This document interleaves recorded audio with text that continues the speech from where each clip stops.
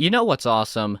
Robots. And I don't mean like scary or kinda lame real-world robots. I mean cool fictional robots. Transformers, Hero Factory, Bubblegum Crisis, Pacific Rim, Armored Core, now that's what I'm talking about. I've always been drawn to things that are weird, colorful, or wacky, and robots are a goldmine for that. Star Wars was one of the first films I ever saw, and the second R2-D2 and C-3PO walked on screen, this obsession took root in my brain. Now, Transformers is what really got me hardcore into the concept, but there was another series that really reinforced my love for robots from a young age.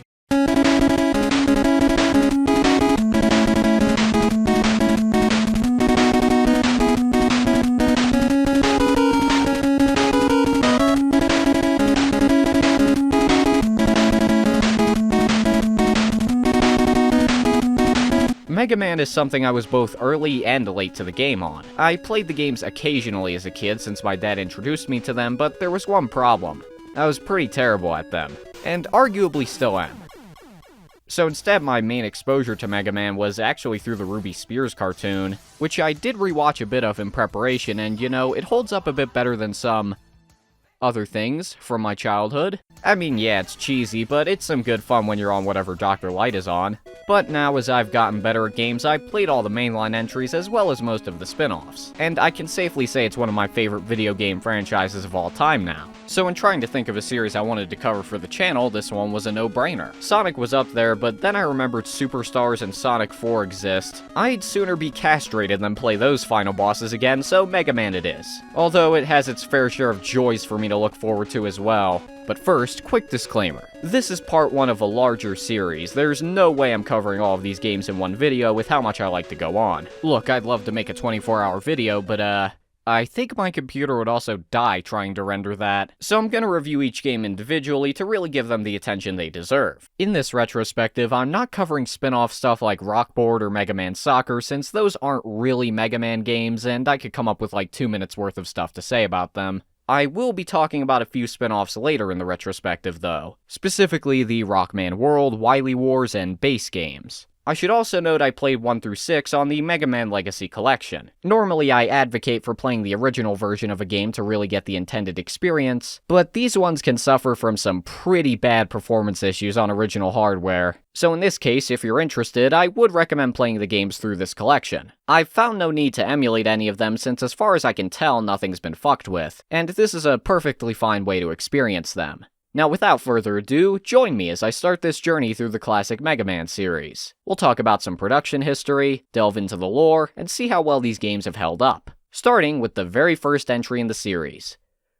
The year is 2000X. The evil Dr. Wily has reprogrammed 6 of Dr. Light's robot masters into deadly weapons which he intends to conquer the world with. In desperation, Light turns his lab assistant slash surrogate son robot Rock into Mega Man, a robot built to fight for what's right against wrong. As Mega Man, it's up to you to get out there and stop Wily before his plans succeed, defeating all of his robots along the way. And all of the footage you're seeing right now comes from the opening of Mega Man 4. Yeah, there's no actual story in-game, it's all in the manual. The US manual in particular is infamous for inventing a bunch of its own shit. Here, Dr. Wily and Light were partners working in the city of Monsteropolis, and the whole rock and roll backstory is absent. Oh yeah, I forgot, there's a character called Roll who's Mega Man's sister.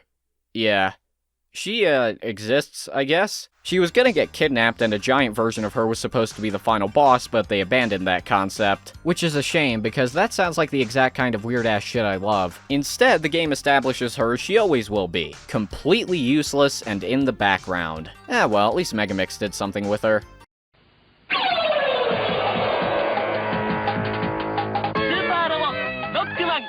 Mega Man, or Rockman if you're Japanese, was released on the Nintendo Entertainment System back in 1987, and right off the bat it established all the core staples of the series' gameplay. The way all of them are formatted is that you can battle Wily's robot masters and go through their levels in any order you wish. Once all of them are defeated, you go through Wily's Fortress, a gauntlet of stages meant to put what you've learned throughout the game to the test before you face off against Wily himself. But there's a lot more to it than that. While you can face the bosses in any order, each drops a weapon that you can use that another is weak to. However, each of these weapons is limited by an energy meter, so you can't abuse them, which also makes it that your main weapon, the Mega Buster, never becomes obsolete. Bomb Man gives you the Hyper Bomb, I mean, what else were you expecting? These can be used on Guts Man, who has the Super Arm, which lets you throw large rocks. You can clobber Cut Man with these, who himself gives the Rolling Cutter, which you can use to cut down Elec Man. Upon defeat, he bestows the Thunder Beam, which, spoilers, is hands down the best weapon in the game. Go shock Iceman with it, and with his Ice Slasher, you can help Fireman chill out.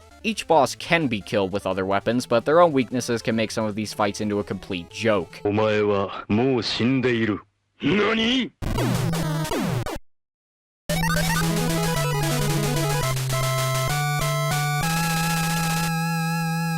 Some of the later games strike a better balance with it by making special weapons a little less devastating or giving them some kind of trade-off. But already this format adds a lot to the game as is. That is the main weakness order, and yet you've got a lot of freedom to fight them in any order you want. Fireman is difficult, but there's nothing stopping you from defeating him first. Unless you fucking suck at fighting him like me. Bomb Man is usually my first pick, but Cut Man takes the most damage from the Buster, so plenty start with him too. They also do a decent job of hinting what weapons are the boss's weakness. Cut Man's level is filled with blocks that only the Super Arm can use, and in Fireman's stage you have to freeze the flame to move past it safely. Now, this isn't some perfectly crafted Soulsian system. Sometimes a boss just feels unstoppable and relentless, but on their next attempt their AI just falls into an easy loop. Still though, they were laying the groundwork like with everything else, so you can't expect it to be perfect. But what about the actual gameplay where you employ this shit? Well, the first thing you'll probably notice is how it feels. Playing as Mega Man is similar to being a bowling ball covered in grease. You slide slightly whenever you stop, which is just great for a game built around platforming.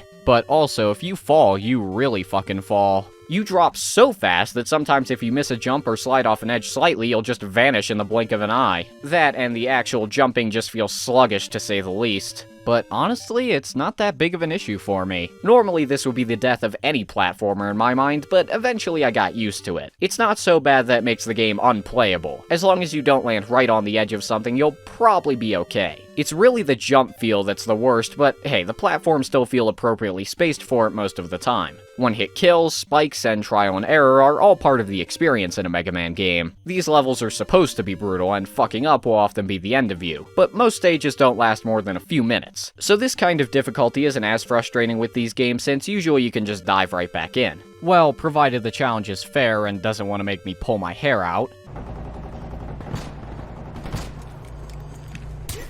Fuck you! Fuck you! But when you actually start playing the good-ass levels in this game, these things become less of an issue. The platforming is for the most part tight, and usually the weighty jump and sliding isn't gonna ruin it.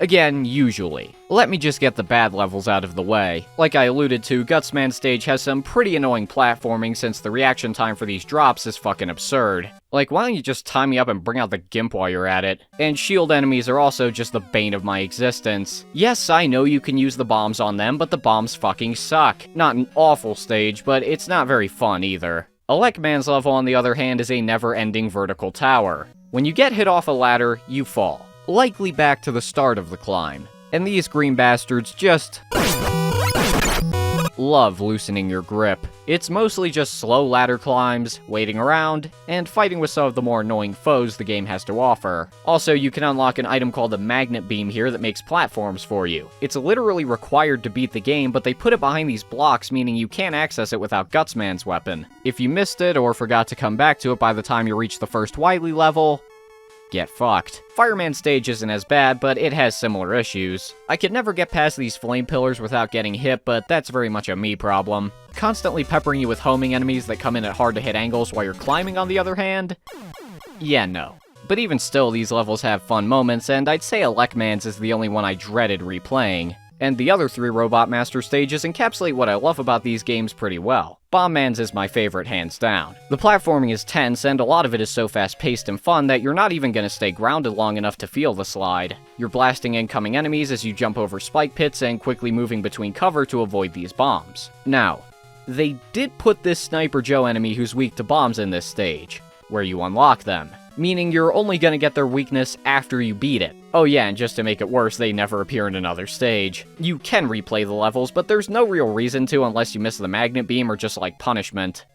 Fucking sicko. I mean, who does that shit? Spend so much time playing a game you can do it hitless? I mean, don't you have anything better to do with your life? Hey, by the way, on a completely unrelated note, I just finished my 10th run of Fear and Hunger 2 and finally got deathless.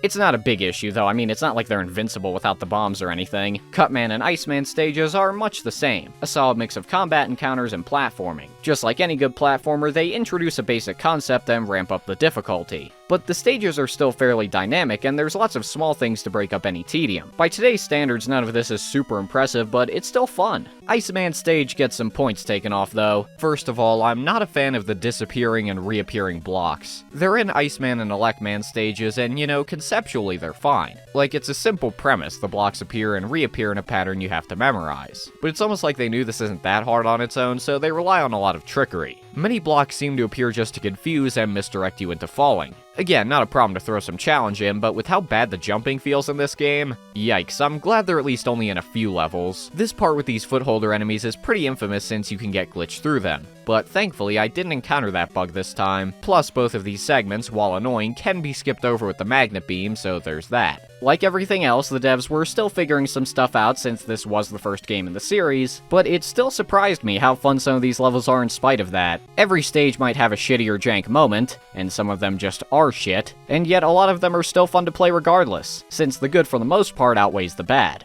And you know what makes these levels even better?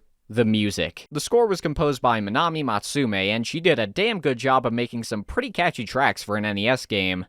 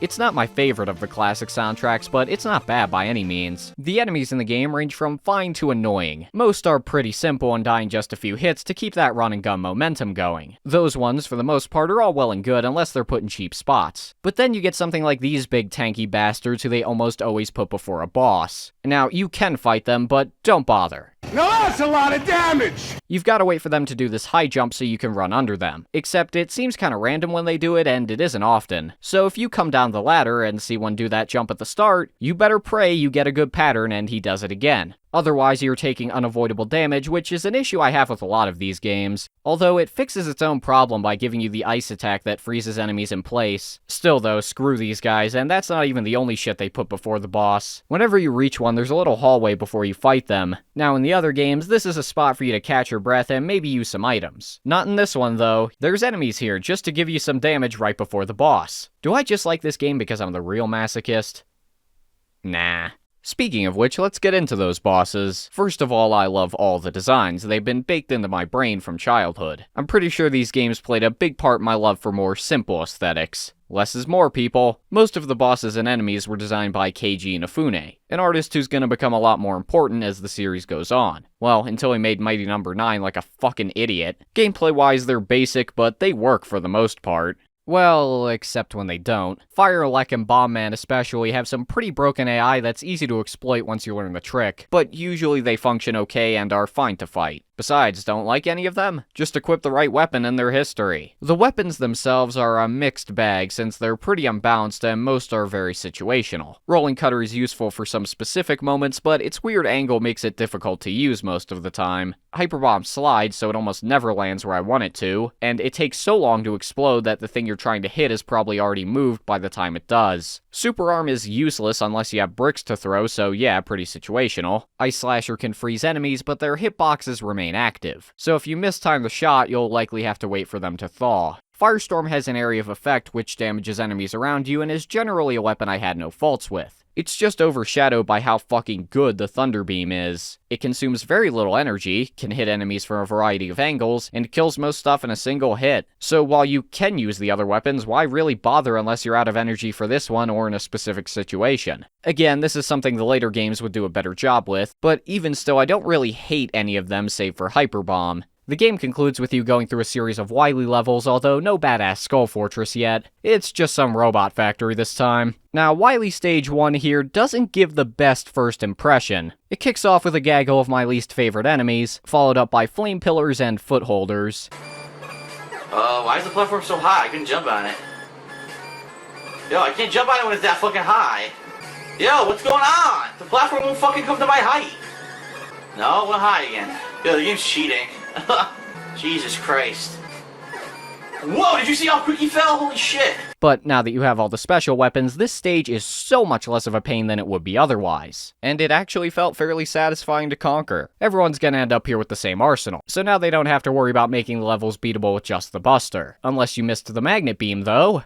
Tough shit. Not an amazing level, and it has its shitty moments, but I found it fun. Especially when I glitched into a wall and corrupted the textures, that was a cool little surprise. Yeah, the game's got some bugs, but they're more so of the funny variety. Plus, the Legacy Collection does come with a rewind feature. I avoided using it during most of the gameplay because it just felt cheap, although it's nice to have as an option for more casual players, and it can get you out of shit like this. This level also features one of the series' most iconic non-Robot Master bosses.